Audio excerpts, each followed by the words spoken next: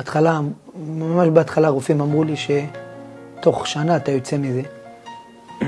הפעם שנייה שהגעתי לרופא, זה היה קשה, אבל הוא אמר לי, אני לא יכול להגיד לך 100%. אמרתי לו, לא צריך אחוזים, אני צריך מהריבונו של עולם נותן את החיים של האנשים, וזה היה באמת מאוד קשה לשמוע מהרופאים שהחיים עצמו זה ספק גדול, אבל זה מה שהיה.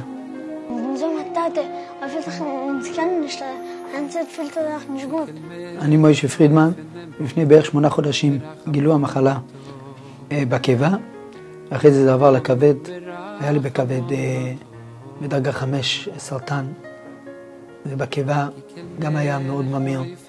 הרגע הכי קשה זה היה אחרי הטיפולים הראשונים, גילו שזה רק מתחזק, זה לא ירד.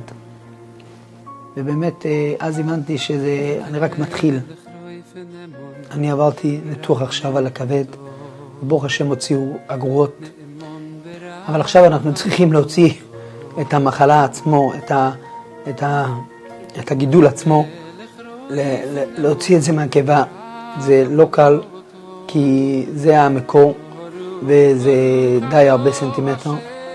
זה בערך 8 חודשים שאני פשוט לא מתפקד, כי תפקדתי ברוך השם מאוד טוב לפני זה. זה פשוט עצר את החיים, גם מבחינת יומיומית. אני לא יכול ללכת עם הילדים שלי לבית כנסת, לאורי סימונים, לכל מקום שבדרך כלל אבא מגיע עם ילדים. אני לא יכול להביא להם כסף, חוץ ממה שאנשים ברחוב לא מכירים אותי כי נפל לי השיער, ופשוט עצר החיים, זה חיים אחרים לגמרי. אין לי ברירה רק לבקש עזרה ל3 ילדים שלי, לבית שלי, שזה לא חס ושלום מתפרק. אנחנו מבקשים מאוד מאוד מעם ישראל שיעזרו לנו להמשיך בחודשים האלו, להמשיך את החיים, לפחות לילדים שהם הרגישו שיש להם עדיין בית. אנחנו נעשה הכל לעבור את המחלה ולנצח את המחלה, אבל כדי לעבור את התקופה הזו בבית, אנחנו חייבים עזרה. אין לנו ברירה רק לבקש מכם עזרה כמה שאפשר.